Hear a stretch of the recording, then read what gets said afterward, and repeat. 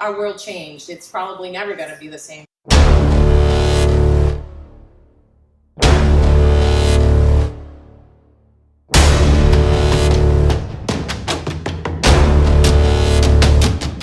And they whisked me right out of urgent care, right into an ambulance, right over to the hospital. My oxygen level was 78 and dropping. And the gentleman looked right at me and said, if I can't get your oxygen up, I'm gonna have to put you on a ventilator.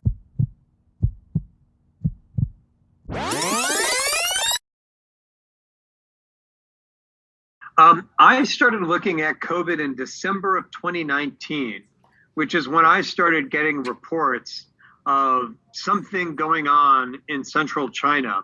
And I started organizing my team in December of 2019. Nobody knew what to expect. We didn't know how contagious the virus was. So everybody was pretty scared initially. I think our COVID units sprang up pretty quickly. I think pretty aggressively. We were seeing really, really sick patients.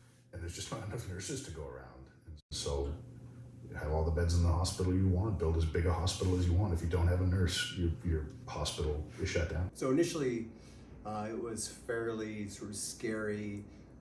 Nobody knew what to expect. We didn't know how contagious the virus was. And it was 2 or 3 or 4 days later before we could get results. So we were really dependent on the technology and the availability of testing. But the first couple of days, not really bad. You know, you knew you had COVID, but it didn't seem that bad. I got to the 10th day at home where I could hardly breathe. I was coughing up blood. You get sort of two paths. You get the asymptomatic path and then you have the symptomatic path. So we'll get patients in there that necessarily we didn't think have COVID, but we test for COVID on anybody to go upstairs to be admitted. So if there's going to be a patient that's going to be admitted, they automatically get tested for COVID, whether or not they're symptomatic or not.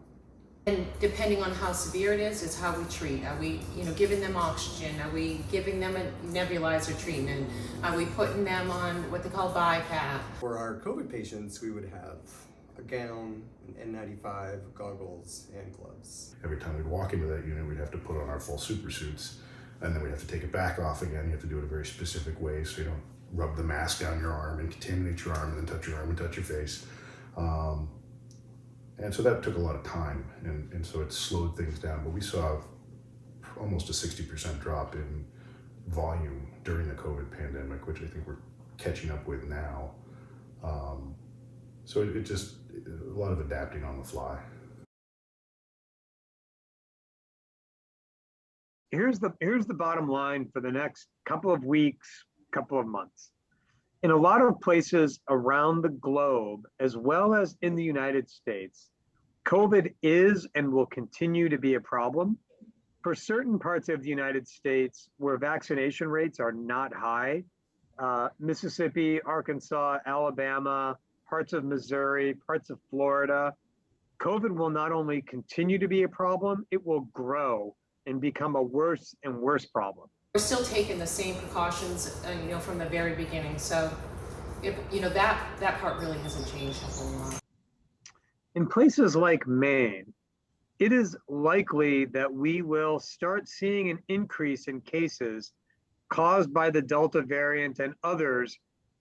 Unclear when. It could be as soon as a few weeks. It could be later on in the fall, because even though Maine's vaccination rates are pretty much the best in the country, there are still parts of the state that aren't as vaccinated. I try not to get political or chastise people when they don't. I try to have a discussion about, so why don't you want the vaccine? What are your concerns? And try to educate and correct, I think, misunderstandings. One day I had a knock at the door, and he introduced himself to me, and I introduced myself back, and he's like, I'm here I want to thank your crew. And those two little words, thank you, mean so much to us. But to know that, we played a part in saving his life and whatever, that was awesome.